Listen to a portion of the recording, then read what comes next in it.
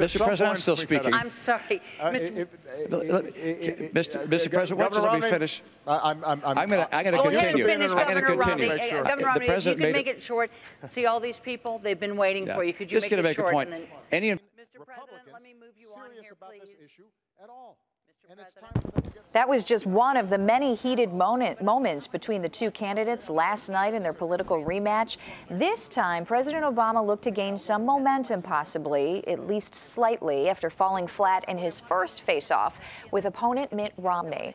Political analyst Stephen Caliendo joins us now to break down the second debate. You know, sparks really started flying, I think, when they started talking about oil production and the energy policies and things like that. And it got to a point where Mitt Romney actually told him to sit down. You know, this is my turn. It was a statement, not a question when talking to the president. Right. How does that play with women voters? Because just, I mean, my little sample here with talking with Megan and with Susan, they didn't like it so much. Yeah, I think it's difficult to be disrespectful to the president, to be looked as if you're being disrespectful to anybody, but certainly to somebody who holds that office. I also think there were some moments where there was some disrespect toward the moderator. Both candidates sort of were rough with her in different points, and so I'll be interested to see how that plays. Yeah. One thing that I noticed, one downside from a feisty debate like that, it seems that nobody understands what's going on. The viewers are left confused because there's a lot of "you're lying" and "these are the figures." Right. No, you're lying. One quote I wanted to read you from Facebook. They're trying to squeeze values, facts, and plans into 2 minutes. It's a bad setup for us, the candidates, and the entire country. I vote for debate reform.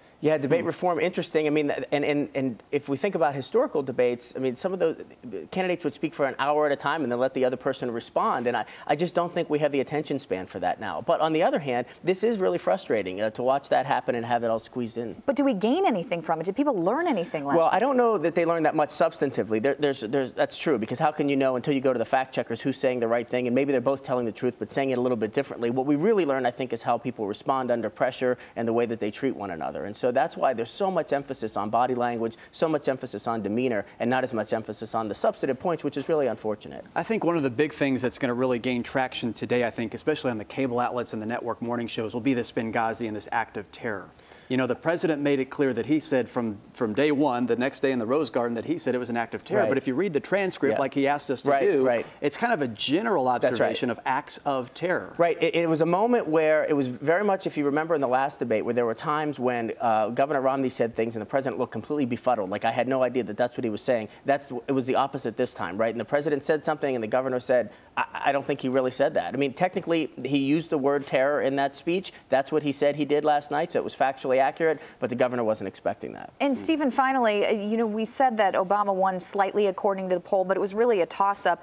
Romney came out ahead when it came to the economy, when they broke down the numbers. Obama came out ahead when it came to how to treat the middle class. What's the takeaway? How does that even make sense? Yeah, well, the takeaway is really that it's not even what people thought last night. It's going to be what people think in 3 or 4 days from now. Not overall even, but particularly in the key states. Yeah.